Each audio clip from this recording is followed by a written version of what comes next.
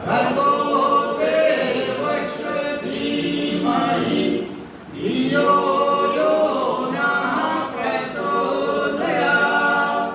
ओम नमो भगवते वासुदेवाय। आगे बढ़िए। भगवान ये कह रहे हैं, जैसा हमने हमेशा महसूस भी किया है आप सबने, श्वास की गति मनोदशा से जुड़ी हुई है।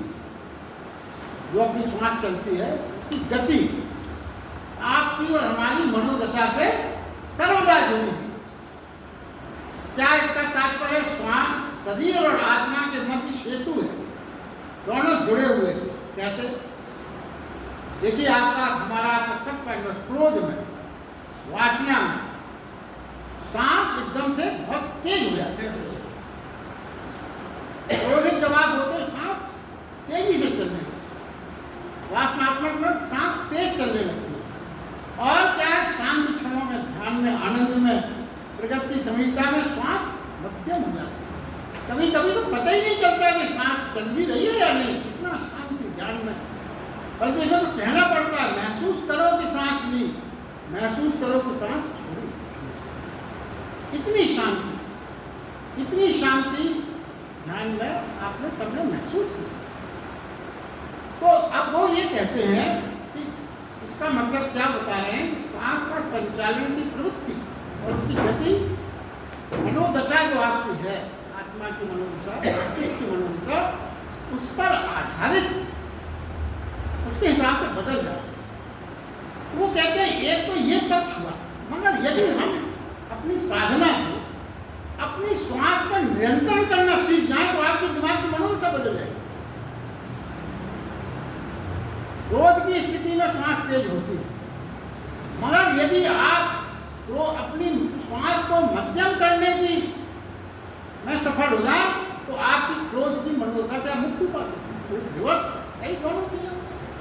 तो वो कब होगा? वो जब ही होगा जब आप अपनी इस क्रोध की स्थिति को साक्षी रूप में देखने का आपको अभ्यास हो, तभी आप अपनी सांस की गति को मध्यम कर सकते हैं। अगर आप क्रोध में ही इन्वॉल्व हो गए तो फिर आप सांस की गति को कौन करेगा? फिर आप हैं ही नहीं, फिर तो आप क्रोध के साथ चलेंगे। ये वो कहना चाहते हैं। देखिए, प्राणी श्वास पर नियंत्रण कर सके तो अपनी मनोदशा को तत्काल बदल सके। अब विचार शून्यता अगर होती है, विचार शून्यता की बात जो कही गई अपन अक्सर सुनते हैं, तो विचार शून्यता में श्वास ठहर जाती है।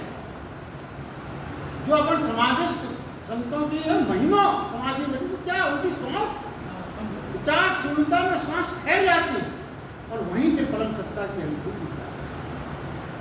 और एक बिल्कुल सच्ची घटना है, स्वामी रामकृष्ण परमहंस जी 6 दिनों तक वो मृत्यु के रूप में पड़े रहे थे, उनकी श्वास बंद हो गई। 6 दिन के बाद वो पुनः, जबकि उन्होंने ये बता दिया था कि भाई मैं ये आपको करके श्वास पर निरंतर, अपने यहाँ भी जो पुराने उसमें आता है, आजकल देखने मिलता, उन्होंने सुना है कि भाई समाधि में लोग आप चले महीनों सालों, तो उनको हर चीज पे नियंत्रण हो गया। ये भगवान कहते हैं। इसके बाद जो अगला बिंदु है, भगवान कहते हैं आहार के बारे में बताया गया। आहार जो बाहर से लिया जाता है उसको आहार कहते हैं। देखिए, अभी तक क्या रहता है, भोजन को ही अपन आहार मानते हैं, मगर भगवान कहते हैं भोजन ही एकमात्र आहार नहीं। जो भी बाहर से आप लेते हो, वो कहाँ से हो सकता है? इंद्रियों से, नेत्र से हो सकता है, कान से हो सकता है, नाक से होता है, स्पर्श से होता है, इंद्रियों के द्वार से जो भी लिया जाए वो सब आहार।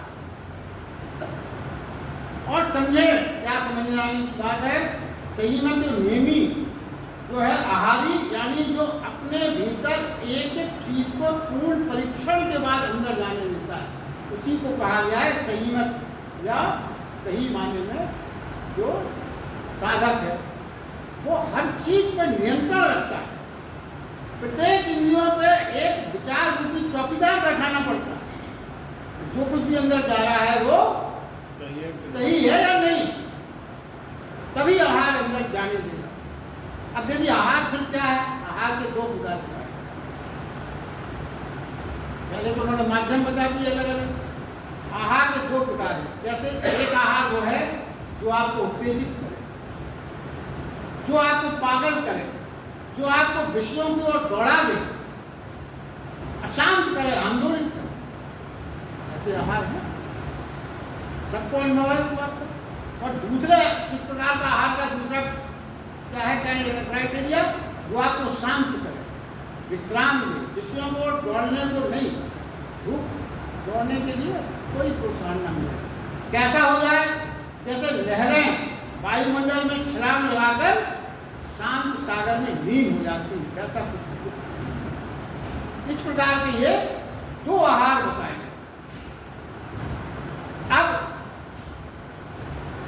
अब आपको यही बताया गया कि आपको अपनी इंद्रियों में इतना नियंत्रण करना है कि वो जानिए, तो वो आप उसकी कोई नियंत्रण करें कि कैसा आहार हमको अपने अंदर दे, इतनी संयम और इतना संयमित जीवन अपन को चाहिए। अब एक बहुत महत्वपूर्ण चर्चा यहाँ भगवान ने की है। जैसे अपन क्या समझते हैं, कहा क्या जाता है ज्ञान अज्ञान का विपरीत है, सब अपन यही मानते हैं। मगर भगवान ने गीता में ये कहा ज्ञान अज्ञान का विपरीत नहीं, अंधकार प्रकाश का विपरीत अपन समझते हैं मगर नहीं। तो पहले समझे ये बात क्या है, क्या फर्क है दोनों चीजों, क्यों ऐसा कहा। जैसे साधारण तरीके समझे, सफलता असफलता विपरीत है, शत्रु मित्र विपरीत हैं, उसको गीता में भी माना। क्यों, सफलता यदि होगी तो उसका विपरीत असफलता, दोनों चीजें साथ में एग्जिस्ट कर सकती हैं। आप थोड़े असफल भी होंगे, थोड़े सफल भी होंगे। शत्रु मित्र का विपरीत है, इसका तात्पर्य क्या हुआ, आपके जीवन में निश्चित रूप से कुछ शत्रु भी होंगे और उसी समय कुछ मित्र भी होंगे। मगर अंधकार और प्रकाश विपरीत नहीं है, क्योंकि यदि अंधकार प्रकाश होगा तो अंधकार हो ही नहीं सकता। जैसे असफलता थोड़ी सी रहेगी सफलता के साथ, मगर अंधकार प्रकाश होते ही अंधकार रह ही नहीं सकता। इसका मतलब क्या हुआ, अंधकार क्या है, अंधकार मात्र प्रकाश का अभाव है। वैसे ही ज्ञान और अज्ञान, ज्ञान का उदय होते ही अज्ञान रह ही नहीं सकता, इसलिए वो विपरीत नहीं है। अज्ञान मात्र ज्ञान का अभाव है, विपरीत नहीं माना, अभाव। तो देखिए अज्ञान ज्ञान का पहला चरण है, वो इसलिए ये बातें सब बताई जा रही है भगवान की तरफ से कि अपने दिमाग में इसका ज्यादातर क्या रहता है, अज्ञानी होना बहुत गलत बात है। अज्ञानी हम हैं, बेकार हो गया जीवन, ज्यादातर अपन यही सोचते हैं। तो भगवान ने कहा कि सारी चीजें सबको अज्ञान से शुरू हुआ है, पूरा संसार अज्ञान से भले को, तो सब बेकार थोड़ी है। इतना बड़ा सहारा वो दे रहे हैं, ये बात कहते अज्ञान ज्ञान का पहला चरण है। तो अज्ञान में आप हो तो आप घबराए मत, अज्ञान ज्ञान का बीज है। अज्ञान स्वाभाविक प्रारंभ है, जैसे होश में आने के पहले बेहोशी स्वाभाविक, जागने के पहले नींद आवश्यक अनिवार्य है, जन्म के पहले गर्व स्वाभाविक है, युवा होने से पहले बचपन आवश्यक है। अज्ञान ज्ञान की पूर्व अवस्था नहीं समझने की बात। जब ज्ञान होगा तो अज्ञान नहीं होगा, जब ज्ञान हो जाएगा तो अज्ञान अपने आप नहीं होगा। इस प्रकार अज्ञान मात्र ज्ञान का भाव, अंधेरा मात्र प्रकाश का भाव। रात्रि सुबह का प्रथम चरण है और सुबह का आभास भी रात्रि के बाद ही संभव है। सुबह आपका आभास का होगा, रात्रि के बाद ही सुबह का आभास होगा। अब सुबेरा हुआ, अब देखिए मगर जो परेशानी क्या है और जो भ्रम क्या है जीवन में, इतना सब जानने के बाद भी क्या होता है, बीज तोड़ता है स्वयं को वृक्ष बनने को। कुछ बातें बहुत सांकेतिक है और सोचिए, वृक्ष बीज को तोड़ना पड़ता है, स्वयं गलाना पड़ता है, मिटाना पड़ता है। इसलिए मिटाता है वृक्ष बनता है। बीज बीज ही रहने की जिद करे यदि, तो खतरा यह है, बीज होने में खतरा नहीं है, बीज तो सहयोगी है, बिना बीज के वृक्ष हो भी नहीं सकते। बीज होना कोई गलत बात नहीं है, बीज होना तो सहयोगी है, मगर वृक्ष के लिए ठीक समझे तो बीज छिपा हुआ वृक्ष ही तो है।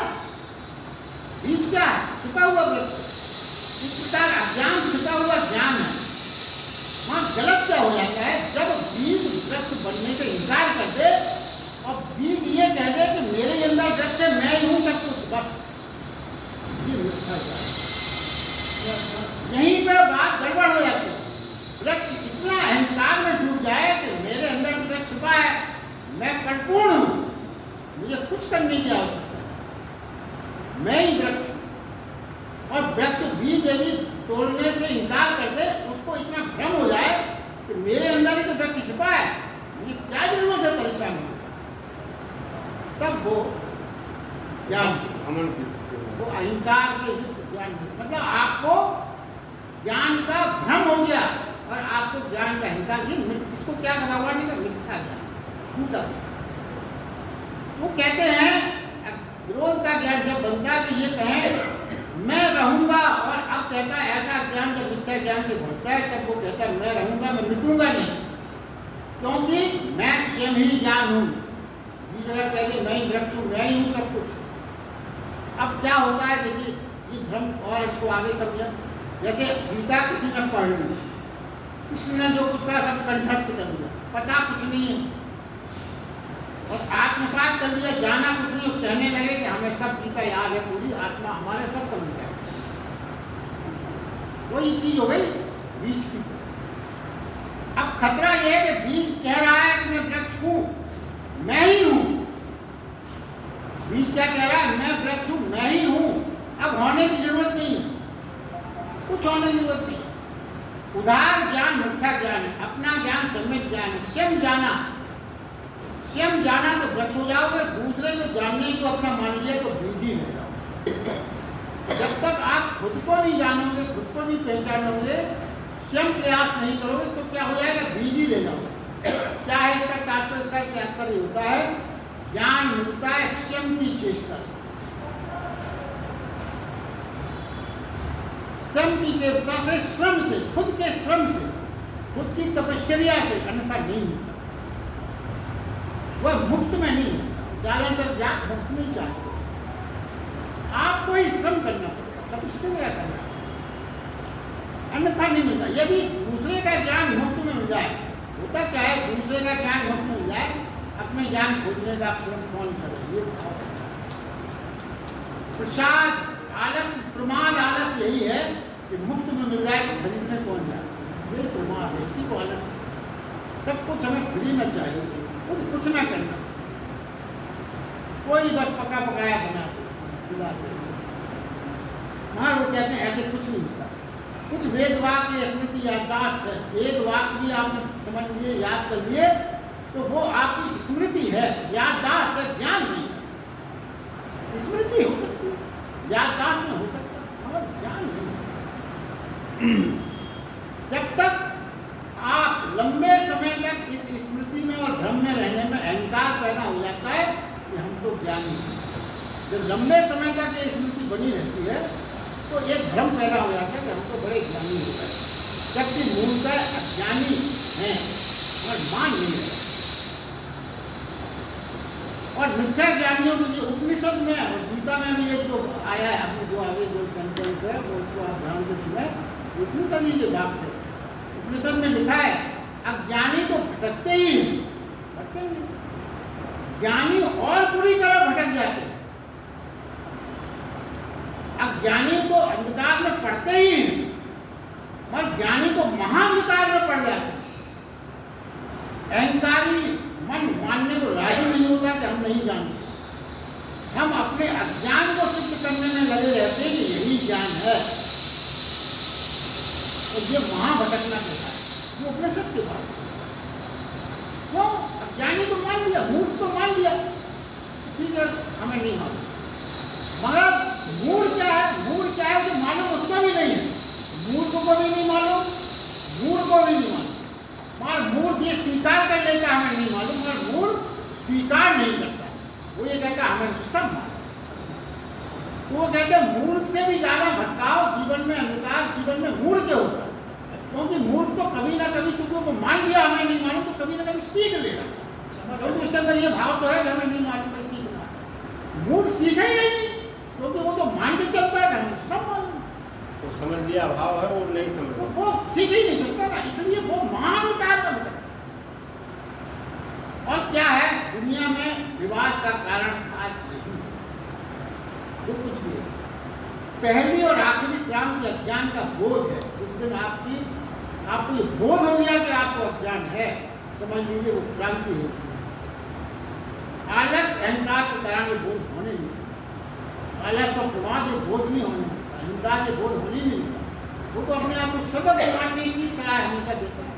अहंकार क्या है, हमेशा ये कहीं भी कुछ भी हो रहा हो, अरे हमें सब पता है, क्या बात कर रहा है, सब जानते हैं, ये अहंकार है। तो आपको हमेशा ज्ञानी मानने का भ्रम बनाए रखने में आपका बड़ी मदद करता है, और आप उस मदद को सहर्ष स्वीकार करते हो, क्योंकि ज्ञानी होने का आभास होना बड़ा सुखद है, इसलिए उस सुख को अपन छोड़ नहीं पाते। अब क्या होता है, देखिए बाहरी दुनिया में ज्ञानी बनकर कई लोग हम चर्चा करते हैं कि ब्रह्मचर्य की, सादा जीवन की, सादा भोजन की, विचार रहित जीवन की, धन की व्यर्थता की, योग की, तमाम चीज़ों की हम भाषण देते हैं, तमाम तरह की बातें करते हैं, और मानसिक रूप से चित्त में इन्हीं गलत आचरण उलझे रहते हैं, दुकान से ही यही मिथ्या ज्ञान। और भगवान इसी से दूर होने की बात करते हैं। आगे भगवान ने कहा है कि ज्ञान और मैं, ज्ञान की स्थिति में क्या विशेषता हो जाएगी, दुख भी सुख बन जाता है। अब देखिए छोटी सी सेंटेंस में किताबें लिखी जाती है, गीता की एक लाइन, ज्ञान में दुख भी सुख बन जाती है। क्यों? क्योंकि दुख भी प्रभु द्वारा प्रदत्त लगता है, उससे जुमले सब प्रसाद हुई, क्योंकि भगवान ने दिया प्रसाद, प्रसाद जो भी भगवान दे रहा है सब तो हम सुख के रूप में स्वीकार करते हैं। मृत्यु भी नए जन्म में प्रारंभ लगे और अभिशाप भी वरदान बन जाए, अभिशाप भी वरदान बन जाए। मूल संदेश ये है कि जीवन की समस्त कर्म कामना के आधार पर नहीं, निष्कामना के आधार पर, कामना के आधार पर, कामना के आधार पर सारे कर्म को आपको हमेशा उलझाए ही रखना है और हमेशा आपको उद्विग्नता और असंतोष ही करना। निष्कामना हमेशा, अपन ने इसके बारे में बहुत समझा था, निष्कामना और कामना में यह यज्ञ रूपी का निष्काम भाव से होते ही प्राणी दृष्टा हो जाता है, साक्षी हो जाता है, यही मुक्ति का भाव। देखिए इसके आगे भगवान एक बहुत महत्वपूर्ण बात को कहते हैं, चाह, इच्छा। परमात्मा में हमारे बीच में सबसे बड़ी बाधा, चाय जो है हमारे और परमात्मा की। अब चाय और आगे देखिए, कभी कभी हमें भ्रम होता है परमात्मा की चाय करना थोड़ी गलत माना गया होगा, नहीं, हमारे भगवान कृष्ण ने क्या कहा है, चाहे संसारिक हो या पांडव हो, ये दोनों बाधा, यानी पदार्थ की चाय ही नहीं, मोक्ष की चाय भी बाधा है, क्योंकि जहां चाय है वहीं संसार है, वहीं इतने भ्रम तोड़ती है गीता हमारे यहाँ की, जो हम अपने दिमाग में सजोए रखते हैं श्रृंगार की तरह, भ्रम तोड़ती नहीं। समझा, शांति की चाह या मांग अशांति को बढ़ाएगी। जितना आप शांति की चाह करोगे या मांग करोगे शांति की, उतनी ही अशांति बढ़ने वाली। फिर शांति से मुक्त की साधना, शांति, फिर अशांति से मुक्त की साधना से शांति होते तो होगी स्वयं। जैसे यज्ञ जीवन में जीते जीते, यज्ञ जीवन जीते जीते, भगवान ने कहा मोक्ष मत मांगो, यज्ञ जीवन जीते जीते मोक्ष कब घटित हो जाएगा तो उसको पता ही नहीं चलेगा, मांग मत। तू अपना पात्र बनने का काम करता रहे, मोक्ष तो घटित हो जाएगा। और क्या है, अशांति का नाम ही मन है। मन पुरोहित हो जाए तो शांति प्रकट हो जाती है। एक बहुत बड़े धनिक थे, एक अपने गुरु जी के पास गए, बोले बड़ी अशांति है जीवन में, शांति दो, शांति चाहिए। शांति तो कोई देने वाली चीज है ही। अरे नहीं गुरु जी, बड़ी आशा से आए हैं आप तो, हमारे बहुत पुराने गुरु हैं, पता नहीं, शांति चाहिए। बोले अच्छा शांति, तुम ये बताओ कि तुम्हारी अशांति शुरू कब? हमेशा से तो नहीं थे तुम ऐसे, कब शुरू हुई, कैसे शुरू हुई? सही सही बताना ईमानदार। बोले साहब हाँ, क्या हुआ? बोले साहब कोई लड़का विदेश में था, 10-12 साल से, अभी आया, बोले साहब की शादी करके गया। तुमने क्या किया? बोले मैंने उसको घर से निकाला। बैठ, निकल जा, कोई तुझे व्यापार में कोई शादी करो, तब से बड़ा शांति। और मुझे बिटिया थी, वो कुछ और कोर्स पढ़ना चाहती थी, मैं कहता था कि नहीं तू तो ये कॉमर्स वॉमर्स पढ़, बोले नहीं, वो मेरी बात नहीं मानी, वो दूसरे शहर चली गई, उसने अलग एडमिशन ली। बोले जब से साहब बनवा, बोले तो ये शांति किसने पैदा की, मुट्ठी किसने बंद की? तूने। अब तू एक काम कर, लड़के के पास जाओ तो माफ कर दे, दोनों लोगों को ढल लिया, चल भाई छोड़, मैंने स्वीकार कर लिया। बिटिया को खबर कर दे कि तू बेटा पढ़, कोई बात नहीं, मुझे कर लूँ। शांति वापस आई। क्या है जीवन में अशांति? तो आपने खुद पैदा की हो, फिर आप शांति की तरह से पैदा कर। भगवान किसी कहते हैं अशांति का भाव शांति पैदा कर देगा, और अशांति का भाव आपको खुद करना है। हम तो अपने कृत्य करते सारे वो जो हमारे जीवन में शांति का है, लड़ेंगे, झगड़ेंगे, विवाद करेंगे, मुकदमे करेंगे, ये करेंगे, इधर जाएंगे, सब हम सब वो करें जो अशांति पैदा करे जीवन में। और शांति कौन दे? शांति भगवान बोलते हैं। शांति चाह रखो, वहाँ जाके मंदिर में रोज दिन भर तो आपने खुरापात की, शाम को जाके आप पहुँच गए ईश्वर के पास, परमात्मा शांति दे। ये विरोधाभास भगवान किसको कहते हैं? जैसे कितना विचित्र बात है, वो कहते हैं समुद्र में तूफान आया तो फिर क्या कहेंगे? तूफान शांत हो गया। तूफान शांत कैसे हो सकता है? तूफान और शांत दोनों चीजें, अरे तूफान शांत नहीं, समझ नहीं है ना। तूफान मिट जाएगा तभी शांत होगी। तूफान भी बना रहा है, शांत बने रहे, दोनों शब्द तो बड़े विरोधाभासी है। तूफान का तो नाम ही है अशांति वाला। आप कहते तूफान शांत हो गया, तूफान कैसे शांत हो सकता है? तूफान अगर बिल्कुल मिट जाएगा तभी शांति होगी, तो आप तूफान को मिटाना नहीं चाहते। दोनों चीजें एक साथ हम चाहते हैं जीवन में, ये भी रहा है और ये भी रहा है। यही पे आदमी की सारी उद्यमिता का कार्य है। कुछ चीज़ हमने मान ली है कि ये संसार है, ये तो रहेगी, तो वो रहेगी तो भैया अपनी शांति भी नहीं है। अब कोई नेताजी सोचे कि हम नेतागिरी भी नहीं छोड़ें और शांति भी हो जाए, तो दोनों चीज़ें एक साथ कैसे? कहीं ना कहीं उसको आपको छोड़ना पड़ेगा, सेक्रीफाइस करना। अब एक और आगे की बात जो बड़ी महत्वपूर्ण है वो ये है कि प्रार्थना मात्र धन्यवाद के लिए होना चाहिए, मांगों के लिए। और हमारी सारी प्रार्थनाएं मांगों की। और भगवान कहते हैं कि प्रार्थना मात्र धन्यवाद के लिए हो। जो कुछ भी मिला है, बहुत मिला है, उसका धन्यवाद देना सीखो। वहाँ जो मिला है वो तो सोचते हैं तो हमने कर लिया, भगवान तुमने क्या किया, तुमको कुछ और दो, हमारे पास इतना जो कुछ है वो तो हमने बनाया, मकान हमने बनाया, दुकान हमने बनाई, सब कुछ हमने किया, तुम क्या कर रहे हो? तुम तो ये और करो एक्स्ट्रा, जब मानेगी तुम भगवान। तो ये कहते हैं वो मांगों के लिए नहीं।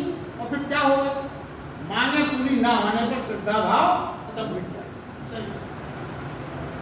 फिर सच तो ये है, मांगने वालों के भाव में श्रद्धा होती नहीं है। क्या होता है? स्वार्थ होती नहीं है श्रद्धा। ढकोसला है, अपन जाते हैं कहने को श्रद्धा है, नहीं, श्रद्धा बिल्कुल नहीं है।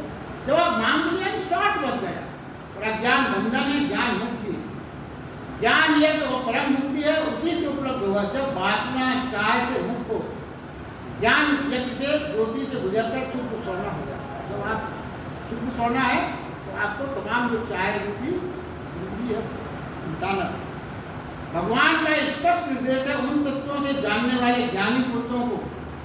जो ज्ञानी पुरुष आपके जीवन में आए उन्हें भली बात दंडवत प्रणाम कर सेवा करते हुए निष्कपट भाव से किए प्रश्नों के द्वारा, निष्कपट भाव से, तो आजकल प्रश्न भी कैसे करते हैं? कपट भाव से कहते नहीं, निष्कपट भाव से प्रश्न, उस ज्ञान को प्रश्नों के द्वारा ज्ञान को जान।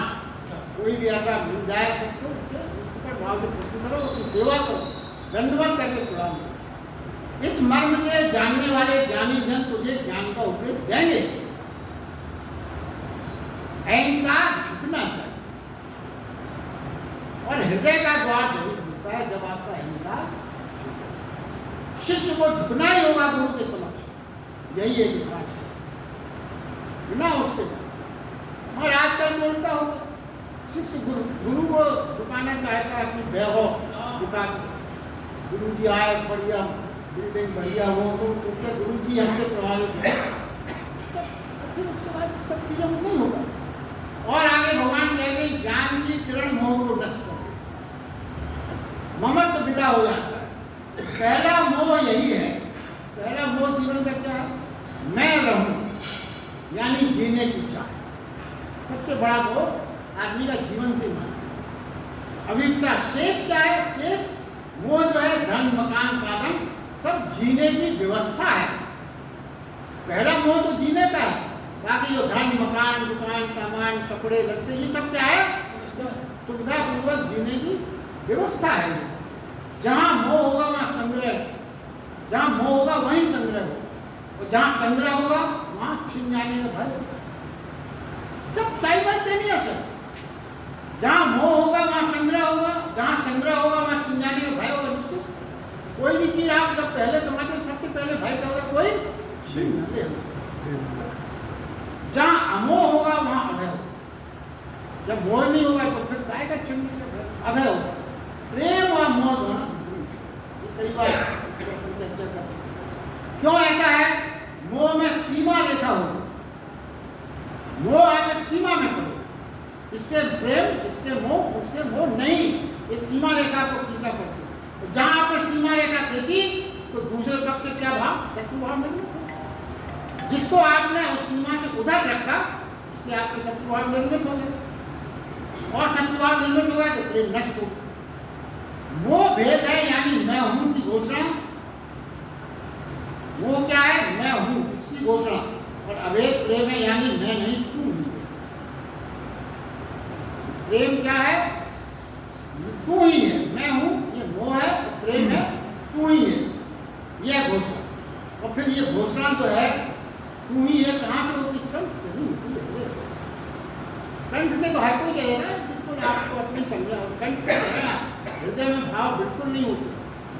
और भगवान कहते हैं कि जो ये जो प्रेम की बात है कंठ से नहीं होती, ये हृदय से होनी चाहिए। यही परमानंद है। ज्ञान की प्रतीत के अनुभव से ही सत्य की चित्त की आनंद की अनुभूति होती है। सत्य यानी शाश्वत, नित्य, समय से बाहर, चित्त यानी अस्तित्व ही नहीं, सचेतन होना, और सच्चिदानंद, सच्चिदानंद, इसीलिए भगवान को सच्चिदानंद। अगले श्लोकों में भगवान ने एक और बहुत महत्वपूर्ण बात कही है, वो ये है तू सब पापियों से भी अधिक पाप करने वाला हो, सब पापियों से भी अधिक पाप। देखिए अपनी निकृष्ट से निकृष्टतम स्थिति में भी अपन हो तो गीता अपन को बाहर निकालने का रास्ता नहीं, पापियों से भी पापी बड़ा, उससे बड़ा। अरे अपन कितना भी हो, एक आध पाप याद आएगा भाई ये भी ऐसा हो, वो तो कहते ना तू पापियों से भी अधिक पाप करने वाला, तो भी ज्ञान रूपी नौका तुझे निस्संदेह संपूर्ण पापों से अच्छी तरह ज्ञान रूपी नौका। क्योंकि हे अर्जुन, जैसे प्रज्वलित अग्नि ईंधन को भस्मीभूत कर देती है, वैसे ज्ञान रूपी अग्नि संपूर्ण कर्मों को समझना है। कर्मों को भस्मीभूत किया, उन कर्मों का जन्म जहां से हो रहा है उसके आधार को नष्ट कर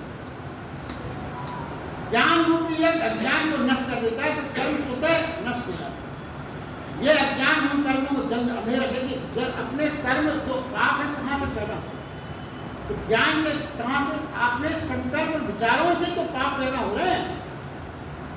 अब आपने विचार किया बुद्धि से कोई काम, पहले आप डायरेक्ट पाप कोई नहीं कर सकता, सीधा सीधा कोई पाप कैसे कर देगा? पहले आप संकल्प लेंगे ये करना है, फिर विचार करेंगे। जब विचार करते करते फिर वो कर्म के रूप में, अनुचित कर्म के रूप में सामने आ जाएंगे, वो पाप होगा। तो ये जो ज्ञान है आपके संकल्प पे चोट करता है,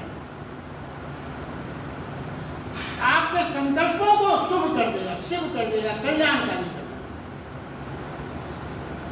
और जब आपके संकल्प विचार ही शुभ हो गए, शिव हो गए, कल्याणकारी हो गए, तो फिर आपका कर्म का पाप का प्रश्न नहीं करता, आप मुक्त हो गए।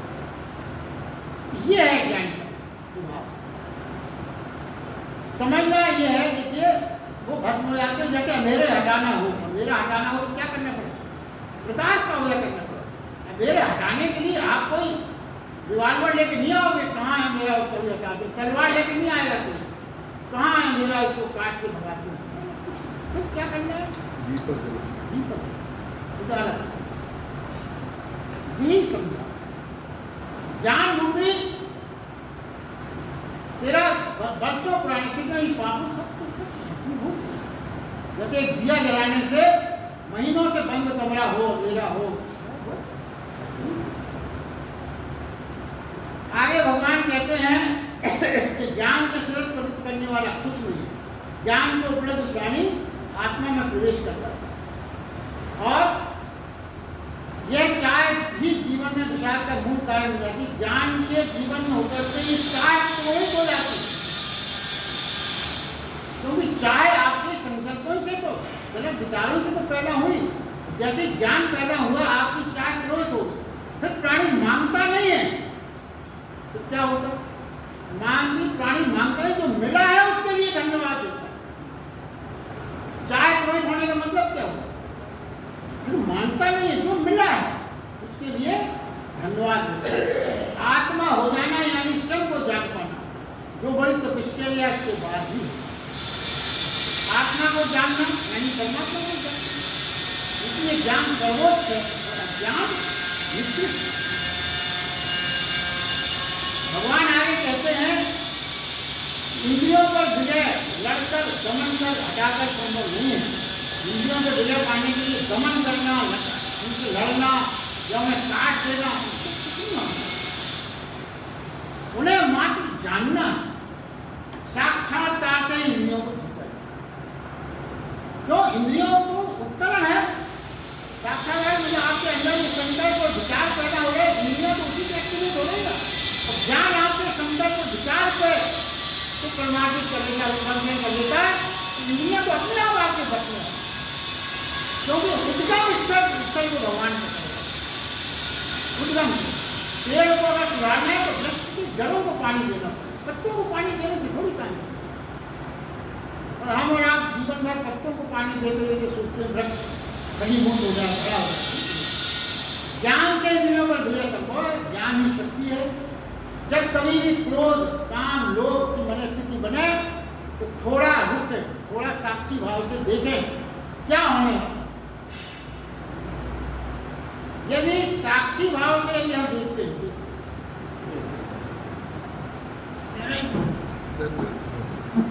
लाई नहीं आज पानी, देखिए ये दे दो, ये काम साक्षी भाव से देखने का तात्पर्य क्या है? काम को यदि हम ध्यान से देखेंगे, काम में लिप्त ना हो, साक्षी भाव से रुक के अगर देखेंगे तो काम क्या रूप में परिवर्तित हो जाएगा, ब्रह्मचर्य। लोभ को यदि हमने साक्षी भाव से देखा तो वो लोभ क्या होगा? ध्यान से अगर देखा तो दान बन जाएगा। विचार ज्ञान से होगा, ठहर कर ध्यान करने से रूपांतरण होगा। क्या कहते हैं भगवान की? जितेंद्रिय होने के साथ श्रद्धावान होना आवश्यक। यदि जितेंद्रिय होने के बाद श्रद्धावान होना आवश्यक। यदि श्रद्धावान नहीं होगा तो अगर आपको अहंकार हो जाएगा जितेंद्रिय होने।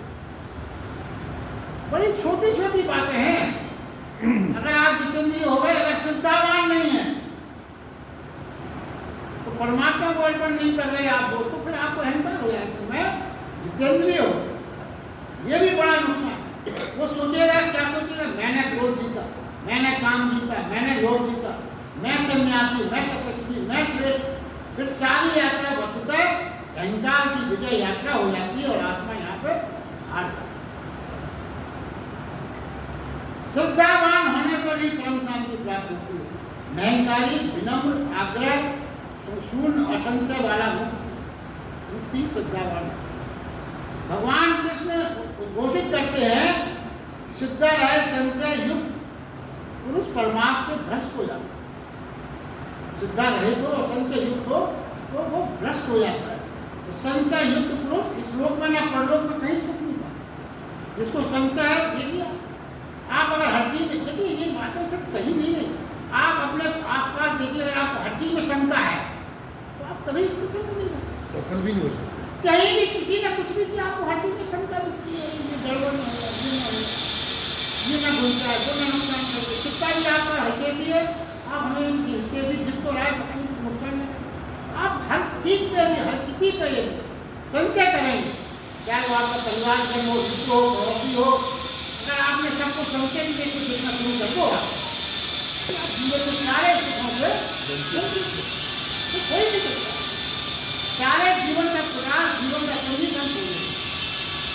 भगवत प्रेम यानी संपूर्ण अस्तित्व प्रेम है।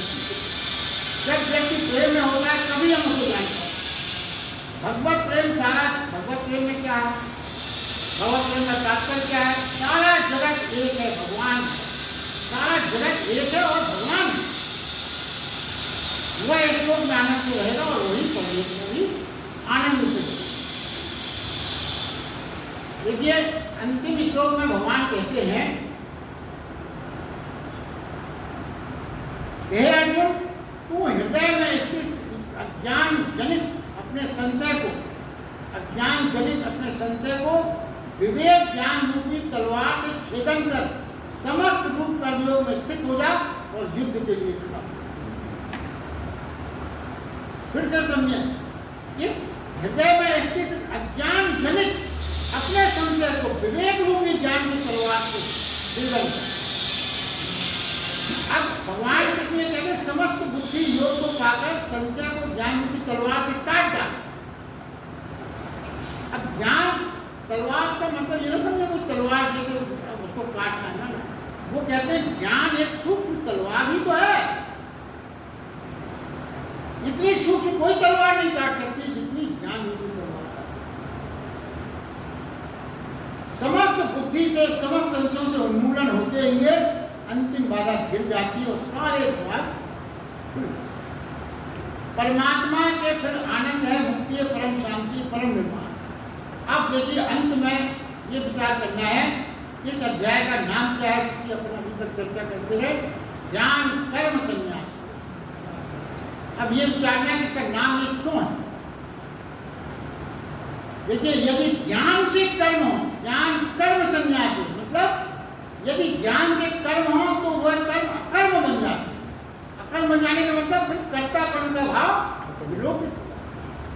कर्म अकर्म का बनेंगे जब कर्तापन का भाव विलोपित हो जाए तो आप कर्म जरूर कर रहे हैं मगर फिर वो कर्म की शरण में। तो वो कहते हैं ज्ञान जब कर्म बने तो ही संन्यास होता है। जब अकर्म बन जाएंगे ज्ञान तो ही संन्यास फिर होगा। ज्ञान यदि पलायन बन गया तो संन्यास नहीं होता। भगवान की यही वो बताना चाहते हैं, ज्ञान को कर्म बनना है, पलायन नहीं बनना। कई पहले क्या होता था, ज्ञान होते ही आपने पलायन कर दिया, दुनिया में आप चले गए, हिमालय चले गए, यहाँ चले गए, पलायन कर दिया। मगर वो कहते हैं पलायन बन गया तो संन्यास नहीं हो सकता। जैसा अर्जुन भ्रम से मान रहा है, अर्जुन यही तो भ्रम से मान रहा है कि पलायन कर जाऊंगा, मैं चला जाऊंगा, तो ये भ्रम है तेरा, इसमें संन्यास नहीं हो सकता। मूल संदेश भगवान का क्या है, भागो मत, पीठ मत करो संसार से। क्या करो, मुकाबला करो, अस्तित्व का सामना करो। अज्ञानी भी सामना करते हैं पर वो लिप्त हो जाते हैं और भोगी हो जाते हैं। ज्ञानी भी सामना करते हैं पर वो लिप्त नहीं होते और वो योगी हो जाते हैं। यही फर्क है। वह योगी होते ही वो संन्यास को उपलब्ध हो जाता है। इस प्रकार हमने आज एक संन्यास योग की अध्याय को पूर्ण किया।